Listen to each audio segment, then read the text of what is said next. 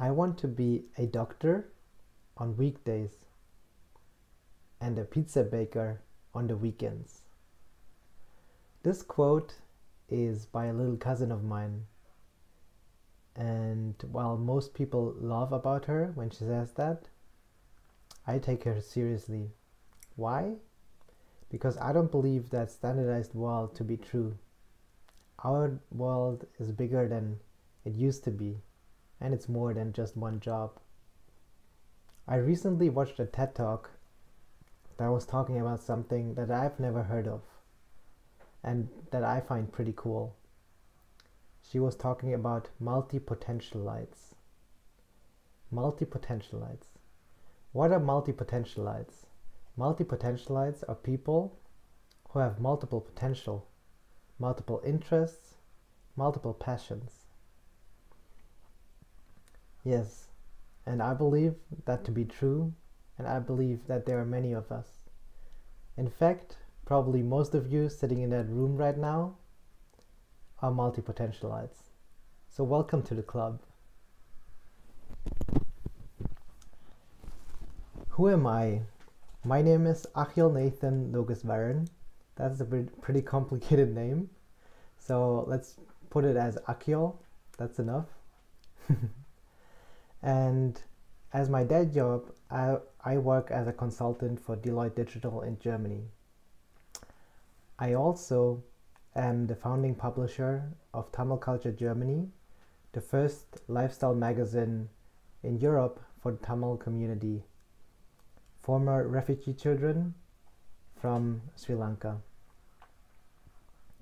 I'm also heading the World Economic Forum Global Shapers community in Munich, and some people might call me somewhat an activist for refugees. Now stop. If you think that's a lot, well, it might be true. But first of all, I believe you can do that too. And second of all these titles don't mean anything. Titles in our world and titles to me and to you hopefully don't mean too much. Because what it actually is about it's about the impact that you do on a daily basis. Impact not only measured by the number, but also about how you make people feel, and actually also how about you feel, how you make your work feel. And the secret of a multipotentialite is to make yourself feel good by combining your passions. By combining your interests, you'll achieve something that many people recently, but also in the past, have not. That they are truly happy with what they're doing. And by what they're doing, not only in one job, but maybe in many, or in a couple of projects where you combine your strength. So what I'm going to talk about today is two of my projects. While I do a lot of stuff differently for my work that pays me, I do a lot of projects on the side that give me energy, that give me compassion, give me love from people, but also by myself, because I know that I did something meaningful. And this is mostly work for refugees. And I'm gonna show you two projects today. I'm gonna talk about two small projects which just emerged because I was following two of my passions. One passion was the work for refugees, the advocacy, the reaching out to people in that network. And the other one is social media. Yes, that's right. I believe that social media can make an impact. It doesn't always have to be true, but it can have an impact. So what are these projects about? You're sitting right now in Hungary and you know that Hungary was not the best example in the whole refugee situation. So last year, when I was sitting at my laptop, it was probably about 1 a.m. in the morning. I received a few posts by a friend of mine, and we chatted, and they were telling me that they got information that the Hungarian border for refugees will be closed. Now that was not a bad situation, because we knew that there were other ways for refugees to come to Western Europe or Northern Europe, as you would put it. So we knew that they would cross new borders now, and they would change their path, not to Hungary anymore, but try to get to Bosnia and Croatia. Now at the beginning I thought, that's pretty cool. Croatia is a country where we usually go for vacation, which we really like to go to because of the weather and the nice people, how we perceive them. And well, while that is true as well, there's also something else that I didn't know back then. Bosnia and Croatia still have open minefields. Open minefields in Europe, that sounds like a bad idea. But we actually still do have them. We pretty soon figured out that the refugees would actually consider that route to be one of the fastest routes, so people would actually try to go through that route.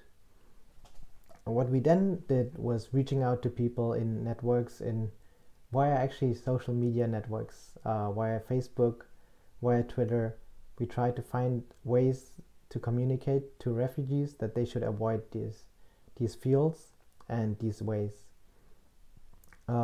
We finally found somebody who, I don't know where he digged that out, but he digged out a map with all the open minefields, and we draw lines and paths away from these ways, so that people would not walk right into open minefields. Now, you probably haven't seen any pictures and videos about refugees getting killed in minefields in Europe, and I think that's a big and huge achievement. I don't think it's my achievement. I think it's the achievement of a huge community that reached out to the refugees in time, so that everyone could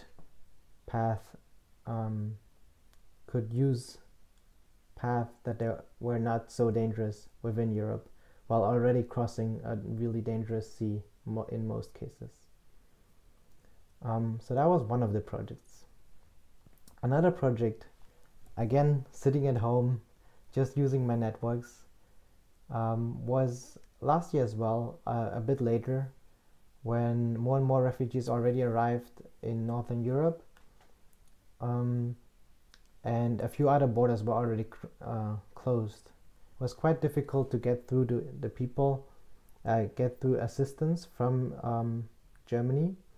I was sitting in Munich back then, and I have a lot of friends who use their trucks to collect food and basic nutrition, basic hygienic products, especially for children and small kids, and they would try to bring them to the refugee camps. In that case, Macedonia.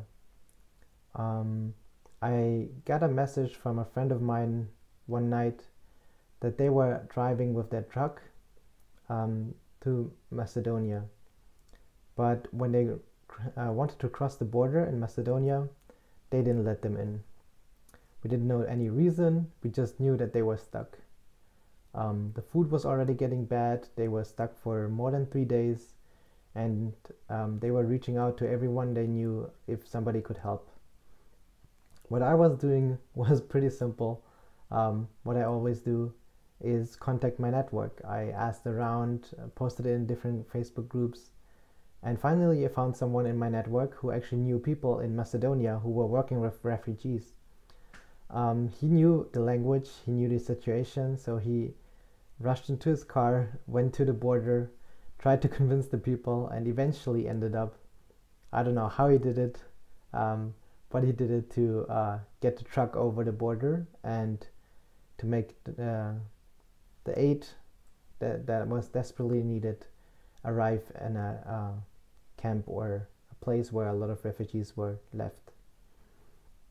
These were just two projects which I do getting back home after work or on the side. It depends whenever there's time. And it's something that I love to do, using two of my strengths or interests to combine it to something that makes my life and my job or my projects meaningful. And I think that's a way forward for a multipotentialite. And I urge you as community and as every single individual in that room right now to be like that, to be active, to see open solutions, open ideas, and then just do it. Combine your strength, find your passion, combine them, and do it. And maybe in the end, you can be a pizza baking doctor. Thanks a lot, and keep in touch, and have a great conference. I really envy you, because I cannot be there. Enjoy!